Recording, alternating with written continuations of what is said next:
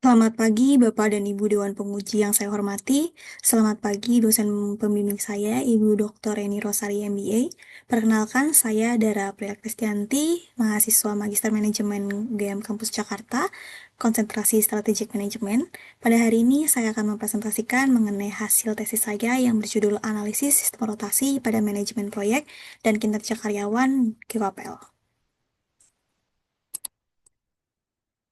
Baik, yang melatar belakangi penelitian ini adalah penelitian ini memiliki fokus pada industri migas atau industri minyak dan gas, di mana industri ini bersifat sangat strategis dan juga memiliki karakteristik yang beresiko tinggi. Dikatakan beresiko tinggi karena memang resiko dalam pekerjaannya mencakup tekanan kerja yang tinggi, potensi kecelakaan, serta adanya ancaman keselamatan jiwa. Pada industri kegiatan migas sendiri dibedakan menjadi dua jenis kegiatan, yaitu perusahaan industri dengan kegiatan hulu dan juga perusahaan dengan kegiatan hilir. Kegiatan hulu berarti perusahaan migas tersebut menjalani kegiatan mencakup eksplorasi, pengembangan, dan juga produksi minyak maupun gas alam. Sedangkan untuk perusahaan dengan jenis kegiatan hilir, yaitu fokus pada pengolahan, distribusi, penyimpanan, serta pemasaran produk. Pada fokus penelitian ini berfokus pada penelitian dengan kegiatan hulu, di mana rata-rata kegiatan hulu migas ini erat kaitannya untuk menjalankan operasionalnya itu berkaitan dengan sistem rotasi. Sistem rotasi atau menurut Asari tahun 2021 disebut dengan long distance commuting, di mana karyawan-karyawan yang melakukan sistem rotasi ini melakukan perjalanan lebih dari 100 km dan menetap di lokasi tersebut, menetap secara dalam kurun waktu tertentu sampai waktunya nanti mereka akan kembali ke rumah. Variasi dari sistem rotasi ini ada beragam, tergantung dari strategi manajemen itu sendiri setiap perusahaan.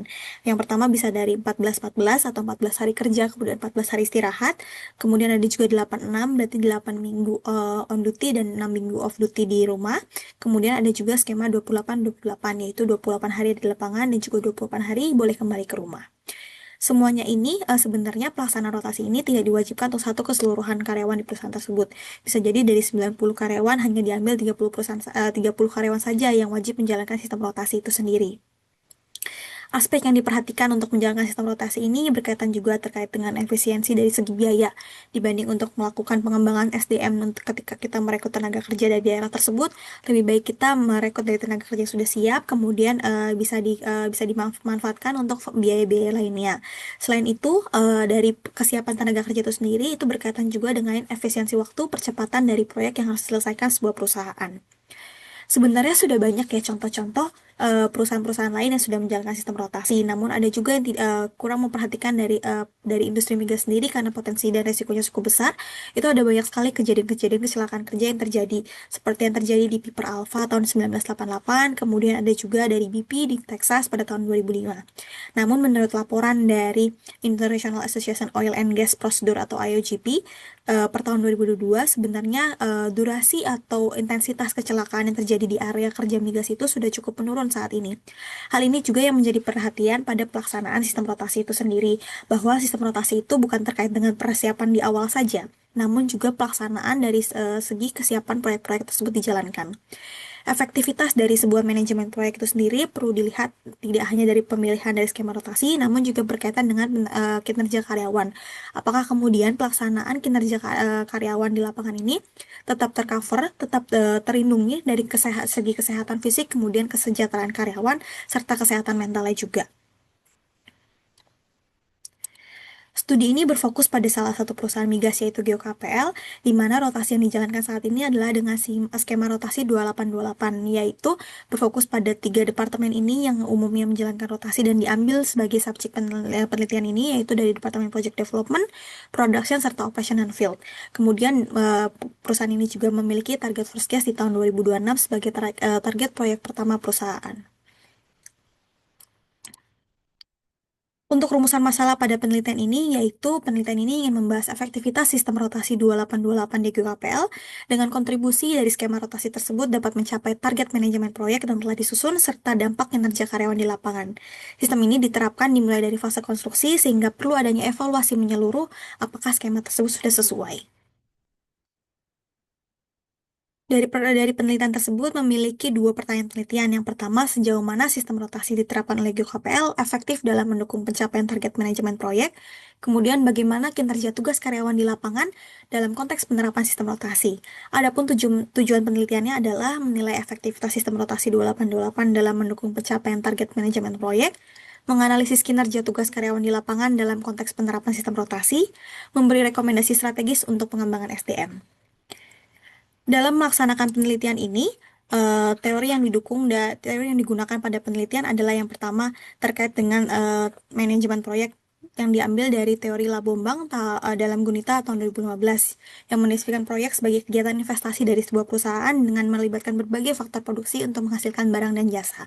Tiga batasan yang dilihat untuk penerapan sistem manajemen proyek itu sendiri dari batasan waktu, yaitu durasi proyek, batasan wilayah terkait dengan jumlah dana yang dikeluarkan untuk proyek ini hingga selesai, batasan kualitas yaitu terkait dengan hasil dan kesesuaiannya pada spesifikasi yang ditargetkan pada hasil proyek itu sendiri. Kemudian terkait dengan kinerja karyawan, saya mengambil dari teorinya Koopmans, di mana karyawan ini yang dilihat adalah dari perilaku individu sendiri yang berdampak pada tujuan perusahaan. Ada 4 dimensi di dalamnya, yaitu kinerja tugas terkait dengan akurasi tugas, target, dan teknikal yang diberikan oleh setiap karyawan, kemudian kinerja kontekstual terkait dengan non-teknikal serta penyelesaian antar tim yang diberikan oleh karyawan, kinerja adaptasi terkait bagaimana karyawan tersebut mampu menyesuaikan diri terhadap segala perubahan dan situasi yang ada di lapangan, kemudian perilaku kerja kontraproduktif di mana hal ini berkaitan dengan ketidakpuasan karyawan serta menimbulkan perilaku-perilaku yang tidak searah lagi dengan tujuan perusahaan. Berikutnya adalah terkait dengan analisis keefektifan yang saya akan menilai berdasarkan menurut alat ukur, yaitu dari balance scorecard. Yang pertama itu sendiri dari perspektif customer atau konsumen, di mana hal ini terkait dengan kepuasan konsumen sebagai pembeli dari hulu migas itu sendiri. Kemudian terkait dengan internal proses perusahaan, hal ini berkaitan dengan bagaimana kemudian manajemen dapat memastikan visi misi yang dijalankan itu sejalan dengan target proyek perusahaan dan spesifikasi kebutuhan konsumen tetap tercapai. Yang berikutnya adalah dari perspektif learning growth, perusahaan ini dapat memberikan wadah pengembangan bagi segi SDM dan prosedur operasional. Kemudian dari perspektif keuangan, yaitu bagaimana perusahaan kemudian memberikan nilai usaha, dapat mengukur keuntungan yang dapat diberikan, serta pengelolaan aset. Baik, dari metode penelitian yang dilakukan dalam penelitian ini menggunakan penelitian deskriptif kualitatif dengan dua sumber data, yaitu data primer dari wawancara serta data sekunder. Data sekunder ini didapatkan dari laporan manajemen pelaksanaan proyek, data personal on board untuk yang melakukan rotasi, serta laporan kinerja karyawan, yaitu performance appraisal. Dilakukan dengan melibatkan 4 narasumber di sini dari fungsi logistik, HSS, field support operasional, serta project development. Baik, dari hasil penelitian itu sendiri dapat diukur dari segi efektivitas rotasi seperti yang tadi sudah saya sebutkan, bahwa ini akan diukur dengan balance scorecard, di mana dilihat dari career performance indicator terkait dengan manajemen proyek yang dilakukan oleh perusahaan itu sendiri. Dari perspektif yang pertama adalah konsumen, targetnya adalah terkait dengan hubungan jangka panjang dengan konsumen yang diberikan, berarti adanya perjanjian jual beli gas dengan jangka panjang, kemudian penyerahan dari volume dan gas yang diberikan itu tetap berjalan optimal. Kemudian proses bisnis internal dengan target yaitu pengembangan jenis produk. KPI-nya adalah bagaimana kesepakatan pembeli kondensat, kemudian penemuan sumber baru, serta perpanjangan blok kasur itu sendiri. Dimensi yang ketiga adalah terkait pertumbuhan dan pembelajaran, di mana target strategisnya adalah ada dua, terkait dengan pengembangan karyawan itu sendiri, serta peningkatan kompensasi dari pemberian dari perusahaan. KPI-nya adalah dari pengembangan karyawan terkait dengan SOP yang dapat tersosialisasi dan terlaksana dengan baik, kemudian adanya gap analysis yang dilakukan setiap tahunnya, serta partisipasi karyawan untuk sertifikasi. Peningkatan kompensasi di sini dihitung bagaimana KPI-nya adalah persentase kepuasan karyawan. Untuk dimensi keuangan itu terkait dengan targetnya adalah pendapatan dari hasil jual beli gas. KPI-nya adalah bahwa tingkat pembelian gas selalu dalam kondisi yang aman, minimnya proses denda yang dijalankan oleh perusahaan terhadap pembeli kita, kemudian adanya kinerja keuangan yang selalu dilaporkan pada SKK Migas. Baik, dari faktor rotasi ini dapat digambarkan bahwa hasil yang didapatkan dari penerapan rotasi adalah dinilai efektif karena terkait waktu pelaksanaan kegiatan serta keselamatan dan keamanan karyawan juga terkoordinasi dengan baik. Kemudian rencana perusahaan untuk melakukan eksplorasi lebih luas pada beberapa sumur di sekitar wilayah kerja itu juga dapat terbantu karena adanya keterpercayaan yang diberikan oleh negara pada fasilitas permanen yang akan dikelola oleh perusahaan secara mandiri. Baik, kemudian yang berikutnya adalah terkait dengan analisis kinerja karyawan sebagai pelaku dari sistem rotasi itu sendiri. Di sini diambil dari hasil performance appraisal yang dilakukan pada masing-masing departemen head pada setiap karyawan yang menjalankan rotasi.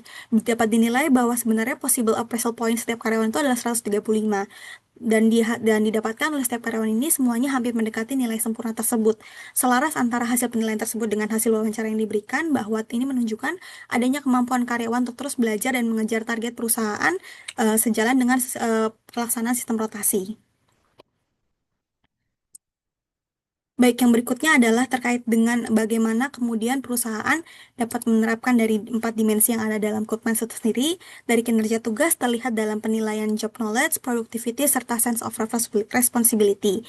Dari karyawan sendiri yang memiliki kesesuaian latar belakang pada tugas dan posisi yang diberikan, itu dapat melaksanakan tugasnya dengan baik, keterlibatan mereka dalam setiap proyek-proyek yang dilakukan, serta loyalitas mereka pada tanggung jawab yang telah dipercayakan. Untuk teamwork dan komitmen sendiri, penerimaan atas dukungan dari sesama karyawan di lapangan itu dapat membentuk rasa toleransi mereka serta membentuk pola kerjasama yang baik. Kalau teamwork dan komitmen ini berdasar dari kinerja kontekstual. Kemudian yaitu kinerja adaptif, di mana di sini diberikan keterbukaan untuk saling berbagi ilmu dan membangun prosedur operasional kerja berdasarkan pengalaman mereka dari tempat sebelumnya dan dibawa pada perusahaan saat ini, dan itu mampu dikembangkan. Kemudian inputnya itu bukan hanya terkait dengan target perusahaan, namun juga berguna bagi kerjasama tim. Yang terakhir adalah terkait dengan bagaimana pengawasan kontraproduktif ini diminimalisir karena adanya kesadaran penuh bagi karyawan untuk bisa menjaga prosedur kerja dengan baik, serta dukungan fasilitas yang ada di area kerja, sehingga ini bisa menimbulkan rasa nyaman mereka untuk bekerja di lapangan tersebut, serta adanya kepastian dari kompensasi dan tunjangan yang diberikan, dan itu juga dapat menjaga keamanan mereka untuk meninggalkan keluarga yang ada di rumah. Kesimpulan dalam penelitian ini adalah yang pertama terkait dengan efektivitas sistem rotasi tercermin dari ketercapaian target proyek yang dapat diukur melalui Key Performance Indicator, antara lain terkait dengan efisiensi biaya, ketepatan waktu pelaksanaan, kesiapan infrastruktur, dan persiapan menuju first case di tahun 2026. Sistem rotasi itu sendiri memberikan keseimbangan antara tuntutan kerja intensif di lokasi proyek dan juga waktu pemulihan di luar lokasi. Penerapan dari prinsip learning organization itu mendukung dalam penguatan loyalitas serta retensi perusahaan di sektor energi yang kompetitif ini. Jadi strategi dari pengembangan SDM ini sendiri integral dengan target strategis yang diberikan oleh perusahaan. Kemudian saran yang diberikan pada penelitian ini adalah yang pertama, secara komunikasi pada kepentingan stakeholder di pemerintahan daerah setempat, Yukapil ini dapat mengambil peran dan menjadi tolak ukur juga bagi penerapan sistem rotasi di wilayah kerja yang terpencil. Kemudian, perhatian pada aspek kesejahteraan ini dapat memperkuat nih dari sisi karyawannya terhadap retensi, loyalitas, serta motivasi kerja dalam waktu jangka panjang, bukan hanya sistemnya project saja. Kemudian yaitu terkait dengan penetapan indikator KPI secara terukur dan relevan disusun secara sistematis pada setiap kuartal. Hal ini dapat dilakukan nantinya guna menjaga keterpaduan strategis, sistem rotasi, serta tanggung jawab individu, baik itu antar individu, juga individu pada tim, dan individu dengan perusahaan. Baik, demikian presentasi ini saya sampaikan, kiranya dapat memberikan ilmu dan bermanfaat bagi semua yang mendengarkan. Sekian, terima kasih.